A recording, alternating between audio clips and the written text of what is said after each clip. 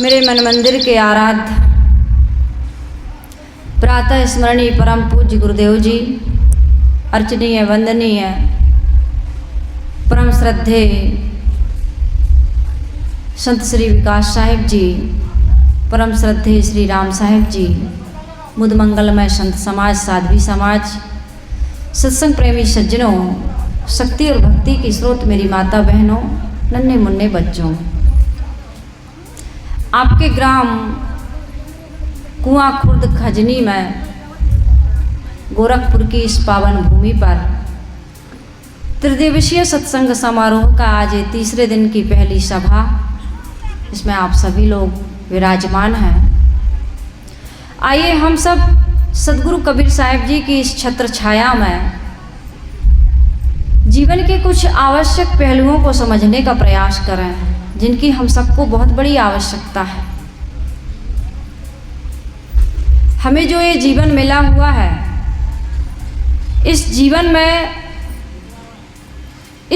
के रहस्य को समझने की आवश्यकता है, क्योंकि मानव जीवन में ही इन बातों पर हम चिंतन कर सकते हैं, विचार कर सकते हैं, इसे समझ सकते हैं।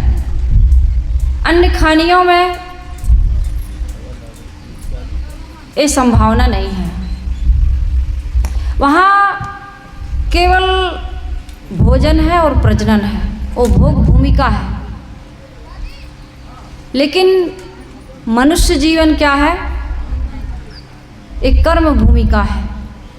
यहाँ पर भोजन भी है और भजन भी है। अन्य खानियों में भोजन प्रजनन कर सकते हैं, लेकिन भजन नहीं कर सकते हैं। लेकिन मनुष्य जीवन में भोजन, भजन, प्रजनन सब कुछ कर सकते हैं। जीवन की सफलता क्या है? भजन में। भजन का अर्थ क्या होता है? विभाजन कर लेना, अलग अलग कर लेना, जड़ और चेतन की ग्रंथि को समझ करके, जड़ वासना का त्याग करके चेतन आत्मा में स्थित हो जाना, यही असली भजन है। यदि कोई हमसे पूछे कि तुम कौन हो, या मैं बताऊं कि मैं कौन हूं, तो इसका सही उत्तर हमारे पास शायद नहीं होगा, क्योंकि हम भौतिक जड़ तत्वों से, भौतिक कणों से बने हुए शरीर को ही अपना स्वरूप समझते हैं। लेकिन मेरा स्वरूप इन भौतिक जड़ तत्वों से, इन कणों से बिल्कुल पृथक है। कोई पूछता है कि तुम कौन हो, तो आदमी क्या कह देता है? अपना नाम बताता है, जाति बताता है, पता बताता है, कहाँ से आया हूँ, कौन हूँ, क्या नाम है, किस जाति का हूँ, स्त्री हूँ कि पुरुष हूँ। और उससे गहराई से पूछा जाता है तो कहता है कि मैं मनुष्य हूँ। तो भाई मनुष्य तो दिखाई दे रहा है, लेकिन भौतिक दृष्टि से नहीं पूछा जा रहा है, आध्यात्मिक दृष्टि से पूछा जा रहा है कि तुम कौन हो।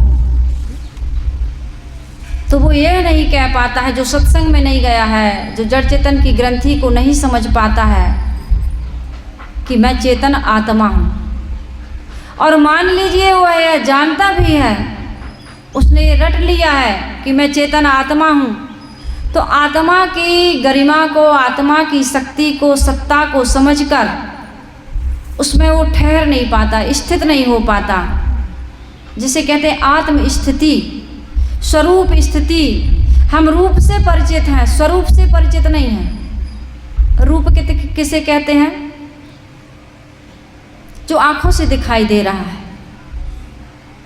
जिसको हम दर्पण में देख करके कहते हैं कि मेरा रूप, स्वरूप सुंदर है, मैं स्वरूप हूँ कि कुरूप हूँ, मैं काला हूँ कि गोरा हूँ।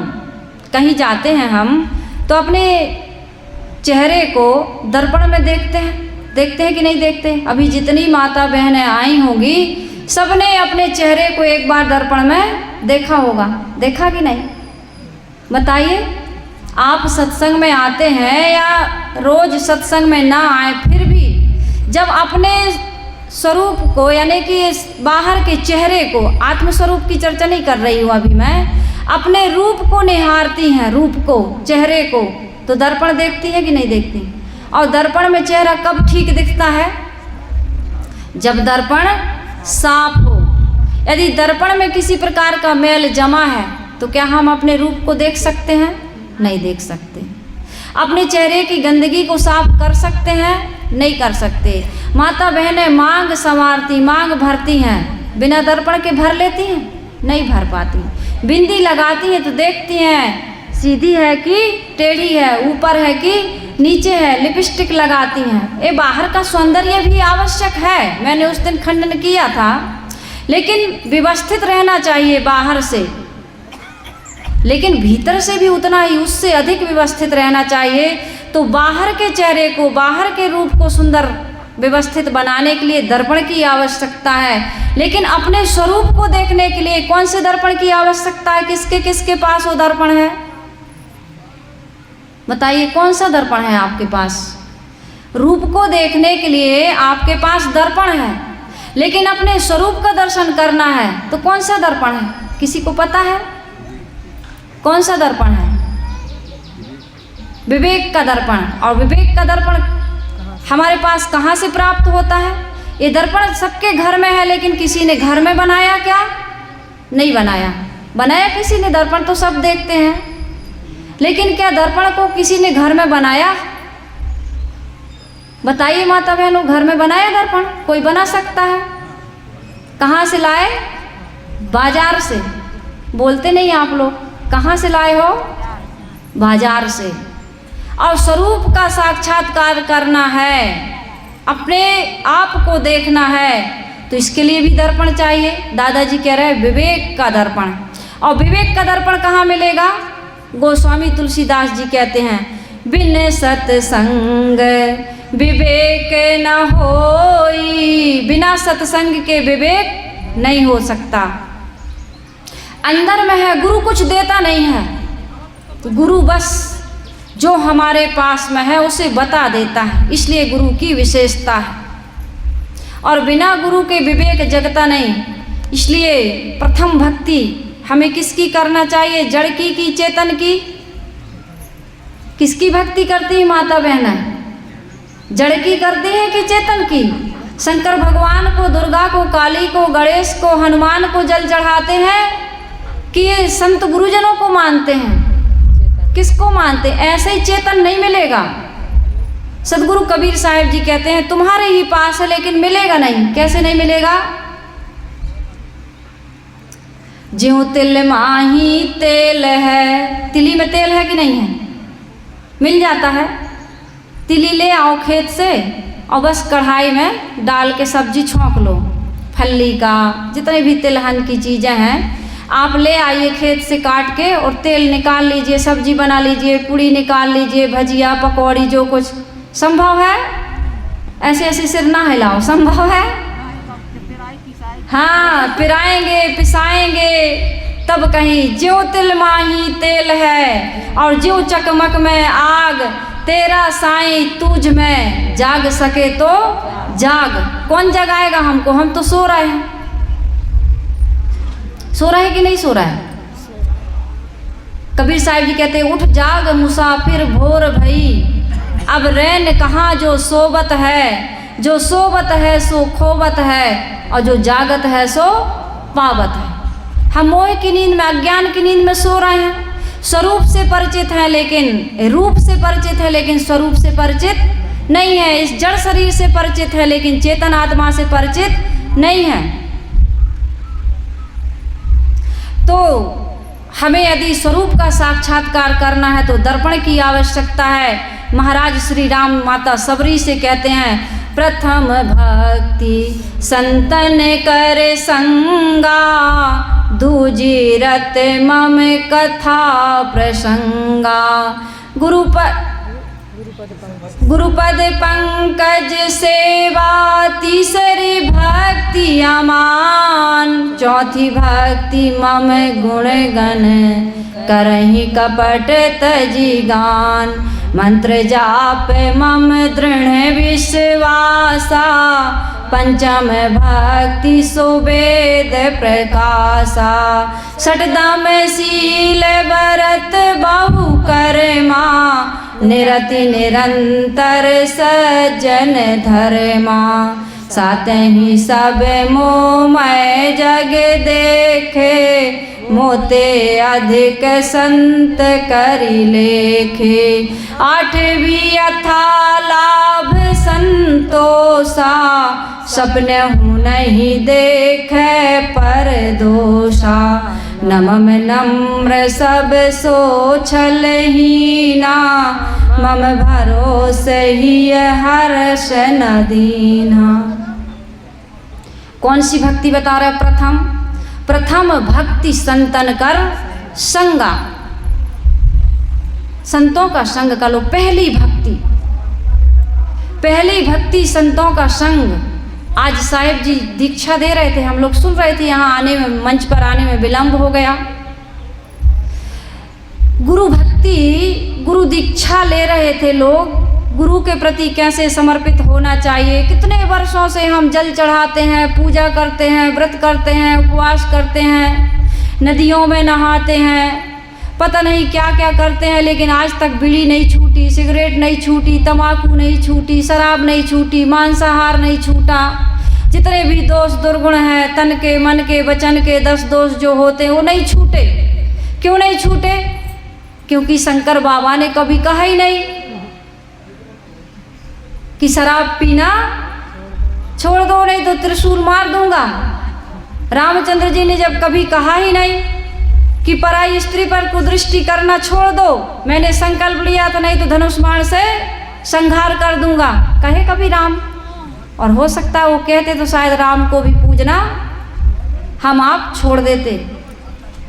जिस दिन लड़ाई करके जाते हैं या चोरी करके जाते हैं या कोई बदमाशी करके, मिलावटबाजी करके जाते हैं भगवान के मंदिर में, भगवान कभी कहते भगवान अंतर्यामी है, सर्वव्यापक है, घट घट व्यासी है, तो फिर वो चोर को डांटता क्यों नहीं? व्यभिचारी को डांटता क्यों नहीं? बलात्कारी को रोकता क्यों नहीं? इतने अत्याचार होते हैं, मिलावटबाजी होती, घूसखोरी होती, काम चोरी होता है, व्यभिचार होता है, सास का आदर नहीं होता, बहू सम्मान नहीं करती, कितने अपराध हो रहा है। सास ससुर, माता पिता, भाई बहन, ये रिश्ते नाते, ये स्त्रियां कितना दुखी हैं, कितने टूटे हुए हैं, बिखरे हुए हैं, परेशान हैं, चिंतित हैं, दुखी हैं, तनावग्रसित हैं, आत्महत्याएं हो रही हैं, हत्या कर देते हैं लोग, कोई नहीं रोक पाता है। सोमनाथ के मंदिर को 17 बार महमूद गजनबी ने लूटा, लेकिन एक बार भी शंकर भगवान का तीसरा नेत्र नहीं खुला। और हम कहते हैं एक लोटा जल सारी समस्याओं का हल। उस जड़ को पूजते पूजते, जड़ मूर्ति को पूजते पूजते हमारी बुद्धि कैसी हो गई? जड़ हो गई। क्योंकि हमने क्या नहीं किया? प्रथम भक्ति संतन कर संगा, पहली भक्ति नहीं की हमने, संतों का संग नहीं किया। इसलिए परम सौभाग्य इस खजनी कुआं खुर्द गांव का, जो कुछ लोग यहाँ इस समिति से जुड़े हुए हैं और बड़ा परिश्रम करके, रात में भक्त लोग गए थे, बता रहे थे, बड़ा परिश्रम करके इस आश्रम को बचाए हैं और यहाँ हर वर्ष सत्संग कराने का संकल्प लिए। और मेरा निवेदन नहीं, एक प्रकार से आदेश है, आज्ञा है। आप बड़े बुजुर्ग हैं, फिर भी कड़ाई से मैं कह रही हूँ कि हर वर्ष यहाँ कार्यक्रम गांव-गांव में होना चाहिए। यदि नहीं हो पाता गांव-गांव में, तो इस गांव में तो जरूर होना चाहिए। और इस परंपरा को आप बच्चों को अच्छे संस्कार दे ही रहे हैं, बहुओं को, बेटियों को। देखिए यहाँ पर सुबह से इतनी टाइम घर में भोजन बनाने का टाइम रहता है, काम का टाइम रहता है, फिर भी इतनी बड़ी संख्या में माता बहनें दूर दूर के गांव से भी आ रही हैं, आप लोग भी आ रहे हैं। तो ये संस्कार बच्चों को, बहुओं को, बेटियों को आप देते रहिए। यदि आप नहीं देंगे, ये अभ्यास टूट जाएगा तो लोग बिखर जाएंगे दूसरे मत में, संप्रदाय में, जहाँ अंधविश्वास है, पाखंड है, चमत्कार है। अभी साहब दीक्षा दे रहे थे तो किसी के हाथ में रक्षा कवच बंधा हुआ था, कोई अंगूठी पहने है, कोई नाखून बढ़ाए है, कोई तंबाकू खा रहा है, कोई गुटखा खा रहा है। भटक रहे हैं लोग आत्मज्ञान के अभाव में, स्वरूप ज्ञान के अभाव में। इसलिए प्रथम भक्ति संतन कर संगा, ये सत्संग होता रहना चाहिए। ये सत्संग क्या है? स्वरूप का साक्षात्कार कराने वाला। अभी तक हम रूप से परिचित हैं, स्वरूप से परिचित नहीं हैं। इस शरीर को, शरीर के संबंध को, नाम रूप को, सब कुछ को हमने सत्य मान लिया है। इसलिए हमारे जीवन में दोष हैं, दुर्गुण हैं, देह बुद्धि बनी हुई, आत्मबुद्धि नहीं बनी हुई है। आत्मबुद्धि जिसकी बन जाती है वह व्यक्ति दंगा नहीं करता, फसाद नहीं करता। देह बुद्धि को लेकर के ही भोग बुद्धि पैदा होती है, और भोग बुद्धि को लेकर के लोभ, लालच, अहंकार सारे विकार आते हैं। इसलिए आत्मबुद्धि की आवश्यकता है, आत्मा का साक्षात्कार करने की आवश्यकता है, जिसे आत्मबोध हो जाता है, आत्म साक्षात्कार हो जाता है। वो नश्वर वस्तुओं को, देह को, देह के संबंध को, देह के लिए जो हम संबंध बनाते हैं, संपत्ति बटोरते हैं, घर परिवार की या दुनिया की चीज़ों की जो हम वृद्धि करते हैं, संग्रह करते हैं, इनमें जो आसक्ति बनाते हैं, अपने आप कहाँ हमसे कब टूट करके, छूट करके अलग हो जाती है, पता ही नहीं चलता। आत्मज्ञान में वो शक्ति है, विवेक विचार में वो शक्ति है, सत्संग में वो शक्ति है कि अनासक्त हो जाते हम। आसक्ति हमसे कब दूर हो जाती हमको पता भी नहीं चलता। आसक्ति को त्यागना नहीं पड़ता। आप एक दिया जलाइए, अंधकार है तो दीपक जलाइए। अंधकार कहाँ चला जाता है? प्रकाश के होते ही अंधकार कब गायब हो जाता है? अंधकार को भगाने के लिए कुछ करना नहीं पड़ता, बस एक दीपक की जलाने की आवश्यकता है। इसी प्रकार से स्वरूप का साक्षात्कार करने की आवश्यकता है। सदगुरु कबीर साहिब जी कहते हैं कि जिस प्रकार से रूप को देखने के लिए दर्पण को साफ करने की आवश्यकता पड़ती है, इसी प्रकार से स्वरूप को देखने के लिए विवेक, वैराग्य की आवश्यकता पड़ती है। और एक कब होगा? कबीर साहिब कहते हैं, गुरु से कर मेल गंवारा, का सोचत बारंबारा। गुरु से कर मेल गंवारा, का सोचत बारंबारा। गुरु से कर मेल गंवारा, का सोचत बारंबारा। जब दर्शन को दिल चाहिए, तब दर्पण मांजत रहिए। जब दर्शन को दिल चाहिए, तब दर्पण मांजत रहिए। जब दर्पण लागी काई, तब दरस कहाँ से पाई। जब दर्पण लागी काई, तब दरस कहाँ से पाई। गुरु से कर मेल गंवारा, का सोचत बारंबारा। का सोचत बारंबारा। कितने लोग कायर होते हैं, कमज़ोर होते हैं, इसलिए वो सोचते हैं जाएंगे गुरु के पास तो कमी बताएंगे। कमी को जीतने के लिए कुछ संकल्प कराएंगे। साहिब संकल्प करवा रहे थे, कमी को बताएंगे, कमी को निकालेंगे, कमी को जीतने के लिए कुछ संकल्प कराएंगे, और ये संकल्प फिर जीवन भर निभाने का वचन लेंगे।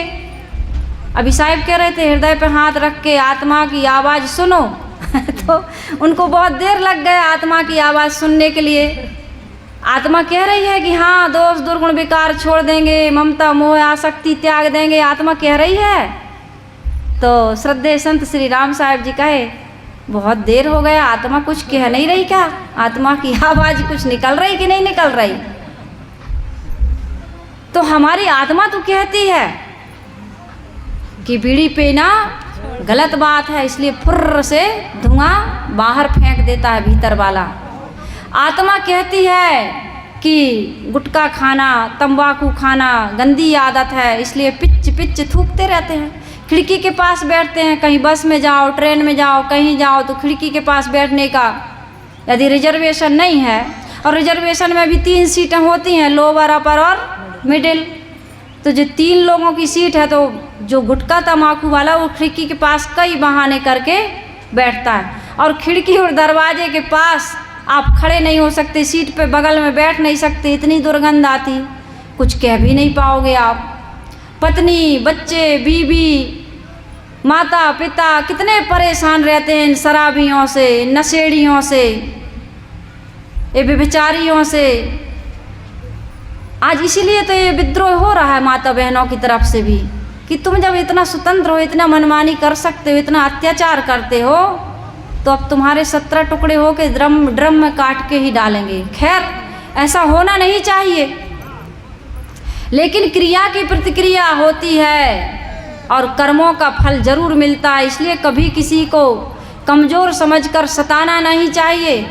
आज संविधान बदल गया है, आज बराबरी का हिस्सा मिला है, दुरुपयोग माता बहनें भी करेंगी तो कल आने वाली संतान को अच्छे संस्कार नहीं मिलेंगे। हमको अधिकार मिला है तो कुछ अच्छा करके दिखाएं, गलत का बदला गलत से नहीं सही से दें।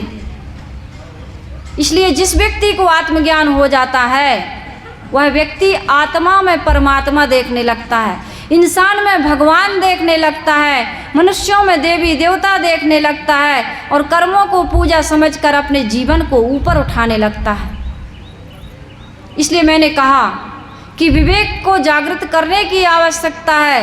यदि स्वरूप का साक्षात्कार करना है तो सत्संग में आने की आवश्यकता है। बिना सत्संग के विवेक नहीं हो सकता है, बिना विवेक के स्वरूप का साक्षात्कार नहीं हो सकता है। बिना स्वरूप के साक्षात्कार हुए जीवन के दोष, दुर्गुण, आसक्ति, मोह, ममता, शिकायत, तनाव, टेंशन, दुनिया का दुख दूर नहीं हो सकता है। इसलिए सत्संग की आवश्यकता है। चित जल पावक गगन समीरा, पंच रचित यह अधम शरीरा, प्रगट सुतन तब आगे शोभा, जीव नित्य तुम कही लग रोबा। रामचंद्र जी वहाँ तारा को उपदेश देते हैं कि ये जो 4 तत्वों से 5 तत्वों से शरीर बना है, 5वां तत्व तो आकाश है, जो कोई तत्व नहीं है, खाली जगह है। 4 तत्व हैं, मिट्टी, पानी, आग, हवा, इसको लेकर के ये शरीर बना है। इसका नाम है, रूप है, इसकी जाति है, लिंग भेद है, लेकिन आत्मा का कोई नाम, रूप, जाति, लिंग भेद नहीं है। सबके भीतर एक समान, एक रूप से वो विराजमान है। जिसको साहिब ने कहा, ज्यों तिल माही तेल है, ज्यों चकमक में आग, तेरा साईं तुझ में कहाँ बाहर खोज रहे हो। पानी में मिलेगा, पत्थर में मिलेगा, पेड़ पहाड़ में मिलेगा। यदि मिलता तो सबके पास होता। वो अलग अलग ईश्वर की, ब्रह्म की, देवी देवताओं की कल्पना करके जो हम लड़ रहे हैं, भटक रहे हैं, एक दूसरे की निंदा कर रहे हैं, एक दूसरे की कमी का बता रहे हैं कि हमारे संप्रदाय में आओ, हमारे सिद्धांत से जुड़ो, हमारी पुस्तक को पढ़ो, हमसे दीक्षित हो जाओ, ये भेदभाव ना होता। क्योंकि भगवान, संसार तो एक है ना। हमारे देश के राष्ट्रपति कौन है? कौन है हमारे अभी देश के, भारत देश के राष्ट्रपति कौन है? कौन है बताओ? नहीं पता? इन लोगों से पूछ रहे कौन है? हैं? कौन है? कहाँ तक पढ़ी हो? हमारे देश के राष्ट्रपति जी जो भी हों, आज जो हैं, पहले जो रहे द्रौपदी मुर्मू जी हैं कि नहीं है? सबको पता है, बच्चों को पता होना चाहिए, है ना। और हम कहें कि द्रौपदी मुर्मू जी हैं, आप कोई और नाम लें, कोई और नाम लें, बच्चे कोई और नाम लें, ब्राह्मण कुछ कहे, क्षत्रिय कुछ कहे, वैश्य कुछ कहे और शूद्र कुछ कहे। भारत देश एक है और यहाँ के राष्ट्रपति भी एक ही होंगे, और अलग अलग बताएंगे तो किसकी बात सही मानी जाएगी? ये संसार एक है, संसार को जिसने भी बनाया वो एक होना चाहिए। लेकिन मुसलमानों का भगवान अलग है, हिंदुओं का भगवान अलग है, ईसाइयों का अलग है, और संप्रदाय में और मत पंथ में और जाति के लोगों के भगवान अलग अलग हैं। शिव पुराण पढ़ो तो शंकर जी ने सृष्टि बनाई, विष्णु पुराण पढ़ो तो विष्णु जी ने सृष्टि बनाई, देवी पुराण पढ़ो तो देवी जी ने सृष्टि बनाई। सब अपने अपने गुणगान गा रहे, सबका स्वर्ग नरक ईश्वर ब्रह्म परमात्मा भगवान अलग अलग है। तो किसकी बात सही मानेंगे? संसार तो एक है। भगवान एक होना चाहिए कि नहीं होना चाहिए? लेकिन भगवान एक है क्या? हम सबके भगवान एक हैं? कोई कहता भैया हम तो राम को मानते हैं, कृष्ण को नहीं मानते। कोई कहता हम कृष्ण को मानते हैं, राम को नहीं मानते। कोई कहता हम तीनों को नहीं मानते। कोई कहता हम सबको मानते हैं। कितने ऐसे लोग भैया हम तो सबका आदर करते हैं, सबको मानते हैं। तो सबको मानने से कैसे कल्याण हो जाएगा जब किसी एक को भी नहीं जानते आप, जो असली भगवान है। एक गांव में कहते हैं चुनाव का प्रचार करने के लिए सभी पार्टी के लोग आए, तो सबने अपनी अपनी पार्टी का गुणगान किया, बखान किया। सबने कहा कि भाई हम तुम्हारे दुख दूर कर देंगे, तुम्हारी समस्याओं का समाधान निकालेंगे, तुम्हारे बच्चों को नौकरी देंगे, तुम्हारे यहाँ नलकूप लगवा देंगे, ये करवा देंगे, बिजली की जो समस्या है। नेताओं को पता रहता है कि हमारे क्षेत्र में किस चीज़ की ज़रूरत है, क्या कमी है। तो सबने अपना अपना वादा किया। एक बुढ़िया माता बड़ी श्रद्धालु थी, पढ़ी लिखी नहीं थी, समझदार नहीं थी, जानती नहीं थी। तो कहा भैया सब वोट मांगने आए हैं और हम तो ऐसा करेंगे कि वोट डालने जाएंगे तो सारी बटनों को दबा के आएंगे, सबको वोट देंगे, किसी को मना नहीं करेंगे। तो वोट बर्बाद हुई कि नहीं हुई? बर्बाद हो गई। ऐसे हम लोग जीवन में क्या करते रहते हैं? सब देवी देवताओं को मानते, बस एक को नहीं मानते, अपने आत्मदेव को। और अपने घर के मनुष्यों को देवी देवता नहीं मानते, आत्मा को परमात्मा नहीं मानते, कर्मों को ही हम अपने पूजा नहीं समझते। इसलिए अलग से अगरबत्ती लगाने की आवश्यकता पड़ती है, मंदिर जाने की आवश्यकता पड़ती है। एक घर में एक बहू सास से बहुत परेशान, बहुत शिकायत, बहुत लड़ाई झगड़ा, परेशान हो गई। बोली या तो मायके चली जाऊंगी या आत्महत्या कर लूँगी। पता चला कि बगल के गांव में एक साध्वी जी का प्रवचन हो रहा है। सोचा चलो, लोग कहते हैं कि सारी समस्याओं का समाधान संतों के पास होता है, आखिरी ट्राई करके देखते हैं। साध्वी जी के पास जाते हैं और पूछते हैं कि हमारे घर की लड़ाई बंद कैसे होगी। तो वहाँ पर गई और साध्वी जी से पूछा कि या तो कोई ऐसा उपाय बताइए कि हम मायके चले जाएं, अपने पति को वहीं ले जाएं, या तो फिर हमारी दूसरी तो यही कोशिश है कि आत्महत्या कर लेंगे, लड़ाई बंद होने वाली नहीं है। सास हमें बहुत ताने मारती है, बहुत सुनाती है। तो साध्वी जी समझदार थी, उन्होंने कहा कि भाई ऐसा है, तुम्हारे घर का झगड़ा हम समाप्त कर सकते हैं, लेकिन इसमें एक शर्त है। हम कुछ मंत्र सुनाएंगे तुमको, कुछ ताबीज़ बांध देंगे, लेकिन इसमें आपको 1 महीने तक मौन रहना होगा, जवाब नहीं देना है, और अपनी सास की, ससुर की, पति की किसी भी बात को काटना नहीं है। जैसा कहें वैसा करना, फिर वो सब तुम्हारे बस में हो जाएंगे। बस 1 महीना का समय है, लेकिन 1 महीना के भीतर यदि तुमने जवाब दे दिया, बात काट दिया या विरोध कर दिया या उनकी कोई आज्ञा का उल्लंघन कर दिया, तो ये मंत्र फेल हो जाएगा, ये ताबीज काम करना बंद हो जाएगा। फिर 1 महीने तुम्हें फिर उस दिन से शुरू करना होगा। ऐसा करते करते करते करते कई बार संकल्प टूट जाता उसका। 6 महीने बीत गए, और जब 6 महीने बीत गए, 6 महीने के बाद 1 महीना कंटिन्यू उसने सबकी बात सुनी, सबका आदर किया, किसी को कोई जवाब नहीं दिया, तो घर के लोगों में भी परिवर्तन होने लगा, क्योंकि क्रिया की प्रतिक्रिया होती है। जो इतना बोलने वाला, इतना झगड़ा करने वाला, और एकदम से मौन हो जाए, शांत हो जाए, तो सबके मन में परिवर्तन आया कि यार इतना बोलने वाली बहू, इतना झगड़ा करने वाली पत्नी, इतना जवाब देने वाली देवरानी इतना बदल सकती है, तो हम लोग, हो सकता हम लोग भी गलत हों, हमको भी बदलना चाहिए। उन लोगों का भी व्यवहार बदल गया, वो लोग भी बड़ा आदर करने लगे, प्रेम देने लगे, एक साथ बढ़िया से भोजन करने लगे, कहीं आते जाते तो एक साथ जाते, सब एक साथ बैठ कर के बात करते, चर्चा करते, कुछ काम करना रहता तो सलाह करते। बहू के मन में भी परिवर्तन हो गया। 6 महीने के बाद साध्वी जी का पता लगाई। साध्वी जी कहीं एक जगह रुकने वाली थोड़ी है। पता चला कि उनका प्रोग्राम कहाँ चल रहा है, जाएंगे मिलने। करते करते 1 साल बीत गया। पता चला, गई मिलने। मोबाइल का ज़माना तो था नहीं। पता लगाते लगाते पता लगा, मिलने गई तो साध्वी जी ने कहा कि भाई और सुनाओ, अब आत्महत्या तो तुम नहीं की हो, जिंदा हो, तब तो पता चल रहा कि मिलने आई हो, लेकिन क्या ससुराल में रहती हो कि ससुराल छोड़ दी? मायके से आई हो कि ससुराल से आई हो? कहा नहीं साध्वी जी, मायके से नहीं आई हूँ, ससुराल से आई हूँ और ससुराल वालों को साथ लेके आई हूँ। और मेरे ससुराल वाले देवी हैं, देवता हैं, सज्जन हैं। मैं तो भटक गई थी, कमी मुझ में थी। सदगुरु कबीर साहिब जी कहते हैं, बुरा जो देखन मैं चला, बुरा न मिलिया कोई, जो दिल खोजा आपना, मुझसे बुरा ना कोई।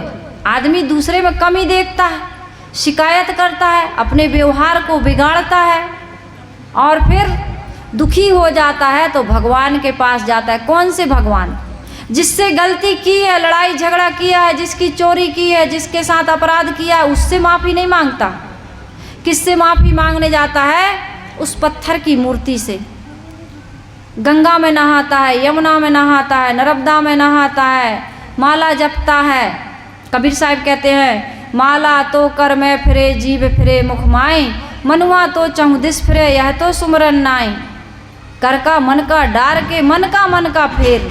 कबीर साहब जी कहते मन को फेरो। माला फेराने से तुम्हारा पाप दूर होने वाला या कटने वाला या धुलने वाला नहीं है। उस बहू ने मन को फेर लिया, अपने में कमी देखने लगी, सामने वाले में अच्छाई देखने लगी और उस दिन से उसके घर की लड़ाई झगड़ा सब कुछ समाप्त हो गया। तब साध्वी जी ने कहा कि भाई आज आए हो तो सत्संग सुन के जाना। तो उन्होंने कहा ठीक है साहिब जी, आज साध्वी जी आज हम सत्संग में आपके दर्शन करने आए थे तो सत्संग सुन के जाएंगे। तो साध्वी जी ने एक भजन गाया। वो भजन आप लोगों को मैं सुनाती हूँ। ये भजन आप लोग याद रखिएगा और इस भजन के अनुसार अपने जीवन को बनाइएगा। ये सत्संग रूपी दर्पण आप सबके जीवन को सुंदर बनाने के लिए ये 3 दिन का जो आयोजन किया है, इसको आप सबको सफल बनाना है। आइए हम सभी लोग भजन गाते हैं। उस बहू के लिए उन साध्वी जी ने भजन बनाया। घर ही को मंदिर बनाऊंगी, तीर्थ नहीं जाऊंगी। सब माता बहनों को ये भाव बनाना है, अपने घर में परिवार में इस शिक्षा को लागू करना है। फिर देखिए हमारा और आपका घर कितना स्वर्ग से भी सुंदर बन जाता है। जिस दिन हम प्राणियों में परमात्मा को देखने लगते हैं उस दिन अलग से पूजा अगरबत्ती की आवश्यकता नहीं पड़ती है। तो आप लोग भी यदि गा सके तो गाइएगा। घर ही को मंदिर बनाऊंगी, तीर्थ नहीं जाऊंगी। घर ही को मंदिर बनाऊंगी, तीर्थ नहीं जाऊंगी। सास अपनी गौरा बनाऊंगी, सास अपनी को गौरा बनाऊंगी। ससुरा को शंभु बनाऊंगी, तीर्थ नहीं जाऊंगी। ससुरा को शंभु बनाऊंगी, तीर्थ नहीं जाऊंगी। घर ही को मंदिर बनाऊंगी, तीर्थ नहीं जाऊंगी। जेठ अपने को विष्णु बनाऊंगी, जेठ अपने को विष्णु बनाऊंगी।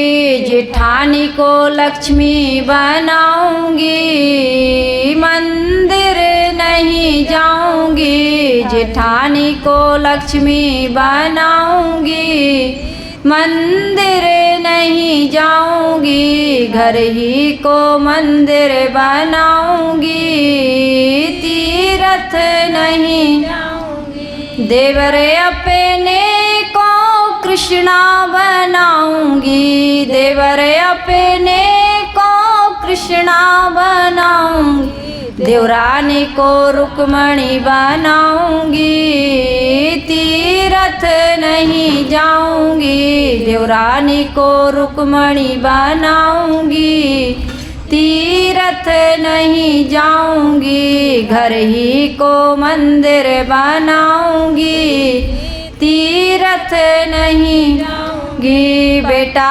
अपने को गणपति बनाऊंगी, बेटा अपने को गणपति बनाऊंगी। बेटी को सरस्वती बनाऊंगी, मंदिर नहीं जाऊंगी। बेटी को सरस्वती बनाऊंगी, मंदिर नहीं जाऊंगी। घर ही को मंदिर बनाऊंगी, तीरथ नहीं जाऊंगी। पति अपने को राम बनाऊंगी, पति अपने को राम बनाऊंगी। खुद सीता बन जाऊंगी, मंदिर नहीं जाऊंगी। खुद सीता बन जाऊंगी, मंदिर नहीं जाऊंगी। घर ही को मंदिर बनाऊंगी, तीरथ नहीं जाऊंगी। उस बहू को लगा कि वास्तव में जो घर को मंदिर बनाता है, घर में मंदिर नहीं बनाना है, क्या करना है? घर को मंदिर बनाना है, घर ही को मंदिर बनाना है। सास को, ससुर को, देवर को, जिठानी को, देवरानी को, पति को, पत्नी को ये चाहिए कि जो हम रामायण में पढ़ते हैं, गीता और भागवत की जो शिक्षा लेते हैं और सद्गुरु कबीर साहिब जी के उपदेशों को हम सुनते हैं, उसके अनुसार जीवन में आचरण करें। सुलक्षण नारी के लक्षण मेरी माँ बताया करती थी, बहुत सुंदर ओ सबैया में गा कर के कहती थी।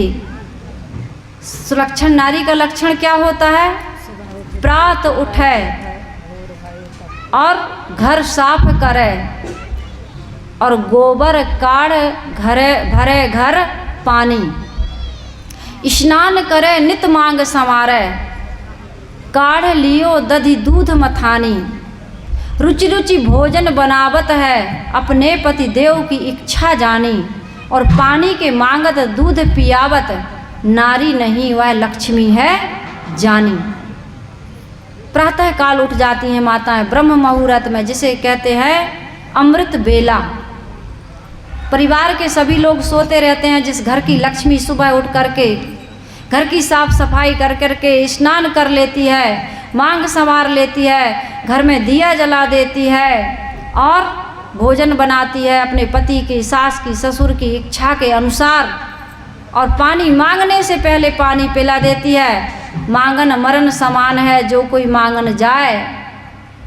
सद्गुरु कबीर साहिब जी कहते हैं, इस साखी को मेरी माँ बचपन में मुझे कई बार सुनाई। हम लोग भाई बहन थे तो कुछ लड़ाई हो जाती थी चीज़ों को लेकर के, खाने पीने की चीज़। छोटे छोटे बचपन में बच्चे कितने झगड़ते हैं, तो माँ कहती थी अरे लड़ो मत, मांगन मरण समान है, जो कोई मांगन जाए उनसे पहले वो मरे जिन मुख निकसत ना है। तो हम लोग लड़ाई झगड़ा बंद करके एक दूसरे को शेयर करके चीज़ों को बांट करके लेते थे, खाते थे, खेलते थे। ये बचपन से संस्कार जो माता बहन देती हैं अपने बच्चों को, उस घर के बच्चे संस्कारी हो जाते हैं। तो कोई मांगने से पहले यदि पानी दे दे तो वो पानी क्या है? दूध बन जाता है। तो इस प्रकार से जिस घर की स्त्रियां होती हैं, जिस घर में सास ससुर का, पति का आदर होता है, बच्चों को सुंदर संस्कार मिलते हैं, अतिथि की सेवा होती है, संत गुरु की पूजा होती है, उस घर में अलग से देवी देवताओं को पूजने की आवश्यकता नहीं पड़ती। क्यों नहीं पड़ती? क्योंकि उन्हें पता चल जाता है कि ये शरीर जड़ है, परिवर्तनशील है, नश्वर है, ये इसमें निर्माण, पुष्टि और विनाश लगा हुआ है, लेकिन आत्मा में ऐसा कोई विकार नहीं है। नैनम छिदंती शस्त्राणी नैनम दहति पावका, न चैनम क्लेदंतापो ना सोसती मारुता। ये 5 तत्वों से परे है। इसे आग जला नहीं सकती, इसे शस्त्र काट नहीं सकते, पानी डुबा नहीं सकता, हवा उड़ा नहीं सकती। आत्मा कभी जन्मती नहीं, मरती नहीं, बूढ़ी नहीं होती, गुरुदेव जी कहा करते थे, अहम शुद्ध चैतन्य ज्ञान स्वरूपम अजरहम अमरहम अखंडम अनुपम। इसकी उपमा संसार की किसी वस्तु से नहीं दी जा सकती, न ईश्वर से, न ब्रह्म से, न परमात्मा से। ये सबसे श्रेष्ठ है, इससे श्रेष्ठ कोई अन्य वस्तु या ईश्वर ब्रह्म परमात्मा नहीं, क्योंकि इसकी उपस्थिति में ही हम सबकी कल्पना, मैंने कल बताया था, अपरोक्ष की उपस्थिति में ही हम परोक्ष की कल्पना करते हैं। और ये परोक्ष की कल्पना क्यों करनी पड़ती है? क्योंकि प्रत्यक्ष के जो प्राणी पदार्थ मिले, इनकी सच्चाई का बोध हमें नहीं, इसलिए हम इनमें उलझ जाते हैं और अपनी गलती से, अपने दुष्कर्मों से जीवन में जो दुख आता है उसका समाधान हम परमात्मा के पास खोजते हैं और आत्मा के ज्ञान को भूल जाते हैं, इसलिए जीवन हमारा बर्बाद हो जाता है। इस मानव जीवन को पाकर के भी हम अपने आत्मज्ञान के अभाव में अपने जीवन को नरक बना लेते हैं। इसलिए सत्संग की आवश्यकता है, संत गुरुजनों के सानिध्य की आवश्यकता है, सद्ग्रंथों को पढ़ने की आवश्यकता है, जीवन में संयम की आवश्यकता है, साधना की आवश्यकता है, ध्यान चिंतन की आवश्यकता है। ये जिसके जीवन में आ जाते हैं उसके जीवन के सारे दोष दूर हो जाते हैं, दुर्गुण दूर हो जाते हैं, विकार दूर हो जाते हैं और शांति और प्रसन्नता के साथ सबके साथ प्रेम पूर्वक, भाईचारे पूर्वक व्यवहार करके वो लोक और परलोक में सुख का भागी बनता है। इसलिए मेरा निवेदन है, आशीर्वाद है, मंगल कामना है कि जितने भी लोग इस सत्संग से जुड़े हैं अपने जीवन को निर्मल पवित्र बनाइए। स्वरूप को देखने के लिए दर्पण को मांझते रहिए और स्वरूप को देखने के लिए, उसका साक्षात्कार करने के लिए, उसका अनुभव करने के लिए, उसमें स्थित होने के लिए नित्य सत्संग करते रहिए। मैंने शुरू में कहा, करिए नित्य सत्संग को, बाधा सकल मिटाए, ऐसा अवसर ना मिले दुर्लभ नर तन पाए। ये मानव जीवन दुर्लभ है, बड़े सौभाग्य से मिला है और इसमें सत्संग का ये जो सौभाग्य हमें प्राप्त हुआ है, इस सत्संग के द्वारा अपने तन के, मन के, वचन के सारे विकारों को धो करके निर्मल स्वच्छ होकर के हमें आत्म साक्षात करके उसमें स्थित होना है और जन्म मरण के दुखों से मुक्त होकर के इस मानव जीवन को सफल बनाना है। बहुत सुंदर आयोजन हुआ है, मैं अपनी वाणी को यहीं पर विराम दे रही हूँ। आप सभी लोग इन बातों को सुन करके जीवन में उतारिए। एक बार जोर से जयकारा लगाइए, दोनों हाथ ऊपर करके बोलिए सदगुरु कबीर साहिब की जय। बहुत बहुत धन्यवाद। साहिब बंदगी साहिब।